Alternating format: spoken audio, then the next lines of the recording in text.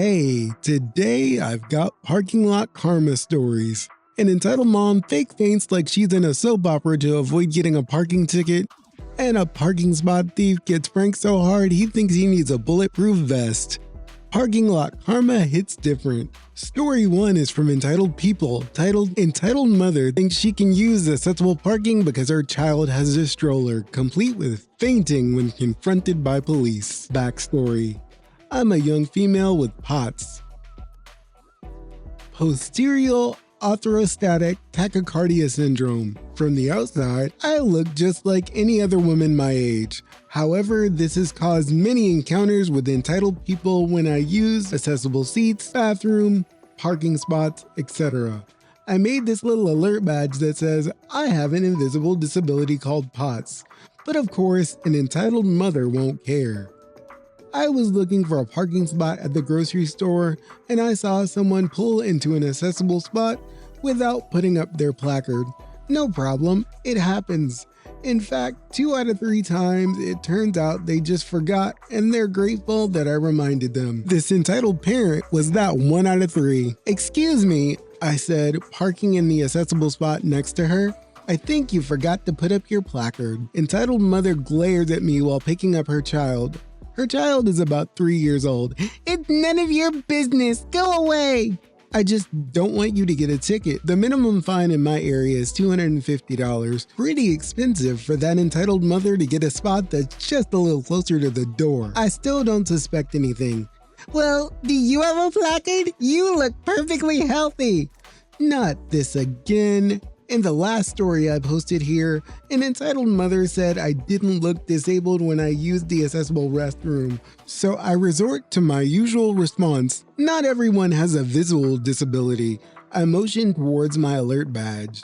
Entitled mother doesn't listen. "How do I know it's not your grandma's permit? Young kids like you think you're so privileged and entitled to everything." Yes, I'm so privileged to have expensive hospital bills and a heart rate of 130 every time I stand up, failure of my autonomic nervous system, and get judged by entitled people who think they're the handicap police. One of the store employees comes over after hearing the commotion and gets a police officer. Entitled mother panics and tries to run into the store. "Excuse me, do you, the EM, have a handicap permit?" EM says, "Well, no, but I have a child that uses a stroller." She then glances at my alert badge and quickly says, "Wait, I actually have a disability. I just forgot my placard."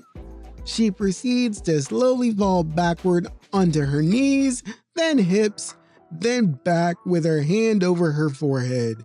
Then she immediately stands up and says, "See, I have POTS. I just fainted." I'm silently laughing at this point because 1, fainting doesn't look like that, and 2, standing up that quickly would probably cause a person with POTS to pass out all over again.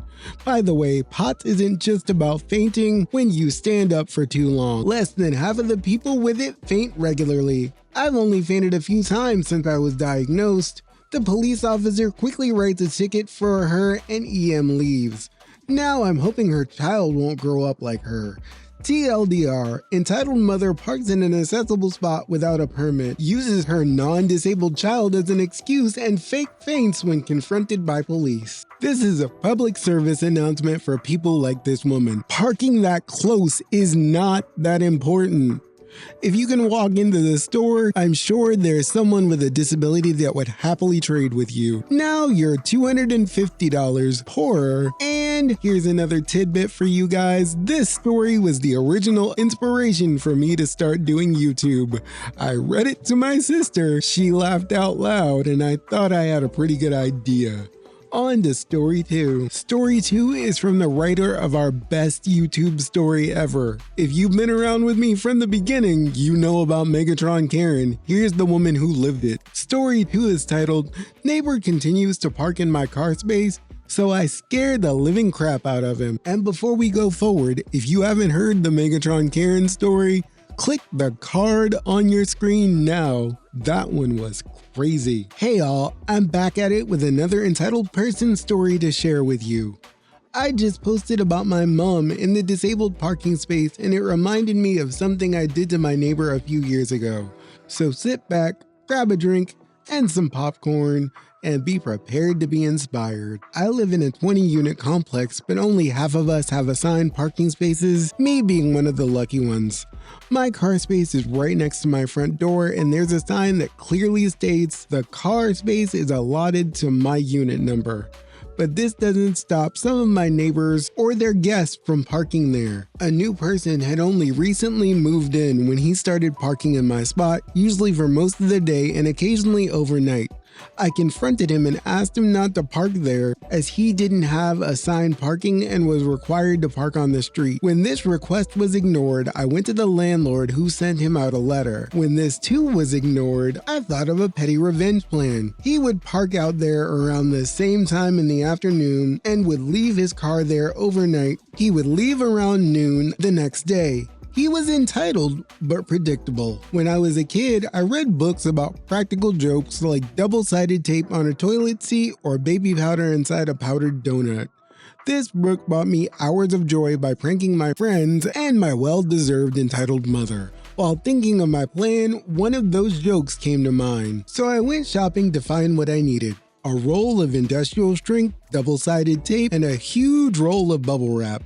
The ones with really big bubbles. Now all I needed to do was wait until he left his car parked in my spot overnight, which didn't take long. I asked another neighbor if she would like to be my partner in crime. And as soon as I told her what I was planning, she was all in. In the cover of moonlight, we put the double-sided tape all over the back tires of his car and proceeded to stick the bubble wrap in multiple layers on the back of each wheel. We wedged in even more bubble wrap between the back of the front wheels and the car so that when he reversed his car, there would be even more bubble wrap he would be driving over. The back bumper of his car was hiding most of the bubble wrap, so it was very unlikely he would notice anything out of the ordinary. I have surveillance cameras outside my unit with a large monitor inside, and one of the cameras points directly into the car park, so I had a direct view of his car. The next day, I kept an eye out for his car, and sure enough, around noon, I saw him walking to his car. Brilliant! He started his car, and as he reversed out of my space, there was the loudest and most deafening banging sound I've ever heard. The noise was so loud that I could hear it as clear as day from inside my unit. I even heard him scream and saw him duck as though the sound of pew pew were real. It took him a few minutes to get out of his car and investigate what made the noise, and when he did, all I could hear was him shouting inaudible sentences with multiple swear words thrown in for good measure. The other neighbors came outside to see what was going on as I did. Me, faking concern. Oh my God, what happened? Neighbor, who did all of this? Me, I have no idea. I'm in a wheelchair and couldn't possibly be capable of such a horrible thing. He spent the next few hours trying to get the bubble wrap off his tires, and remember when I said the tape was industrial strength? I'd gone out of my way to find tape that would not come off easily. Eventually he got it off, but for the next few days, his car made that sound like when you get chewing gum stuck on your shoe. He never parked in my space again. I would love to meet this Redditor someday. She lives in Australia and she's awesome. Way to stick up for yourself. For our last story of the day, I've got a special treat, but it's not coming from Reddit. It's coming from personal experience. I have no idea what we're going to title this one, but here goes. So the other day, my mom was bringing me home from the doctor because I've got to get a new wheelchair. We stopped at a local restaurant to get dinner for my dad.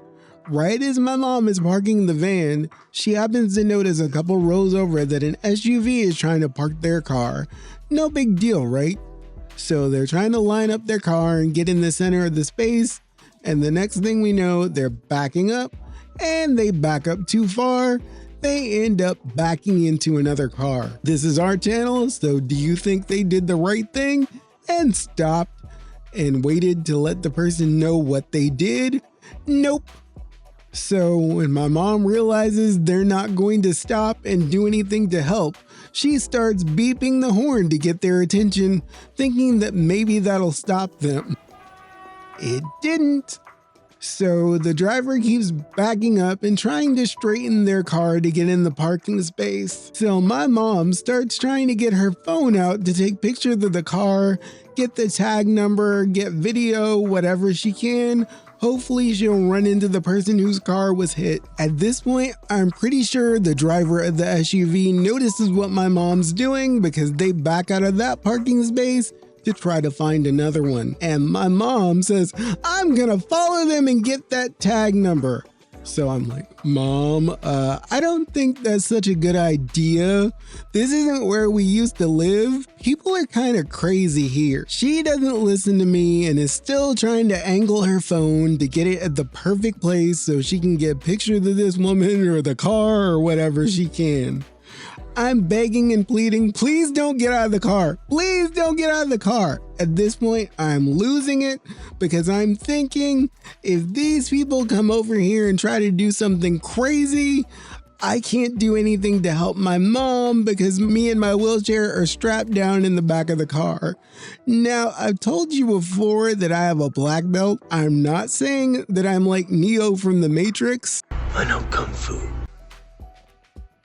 And I'm not claiming to be Oliver Queen. You failed this city. But if I'm nearby and someone's trying to hurt my family, I can at least put a few bruises on somebody if I have to. So at this point, I'm really freaking out and I'm like, Mom, stay in the car. Do not get out of the car. Wait for them to leave and then you can take whatever picture you want. I'll support it. She's still acting like she's some kind of private investigator catching a cheating spouse. And I'm praying these people don't get out of the car and hassle us. Well, they finally do get out of the car and my mom notices that there's some older ladies. So we're gonna call them Thelma and Louise. Thelma. Louise. Thelma was the one driving the car and my mom noticed that Louise had a hunchback and was bent over. Not making this up, I swear. So my mom decides to stop being a private investigator for a few minutes and she goes into the restaurant. Guess who she runs into there? If you guessed the owner of the car, you'd be right. But if you said option C and said Thelma and Louise were there too, you'd also be right. So outside, my mom is showing the owner of the car that was hit the damage.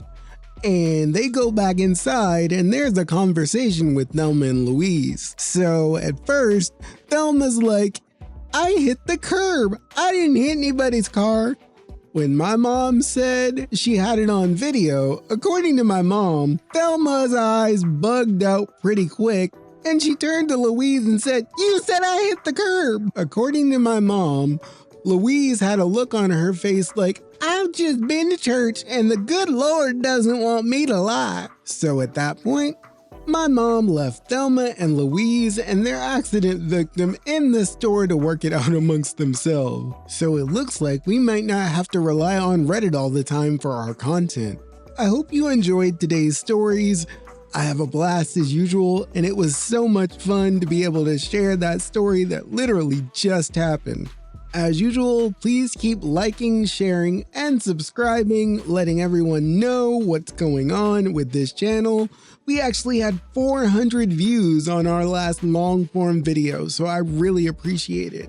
We will see you next time at Storytime with Sean, where the laughs will keep coming, and apparently we're gonna find stuff in the wild now that I can tell you about. Thanks for watching, and we'll see you next time. Hey, you made it to the end of my video. Thanks so much, I appreciate it. On your screen now, YouTube is giving you some other options for some more of my videos.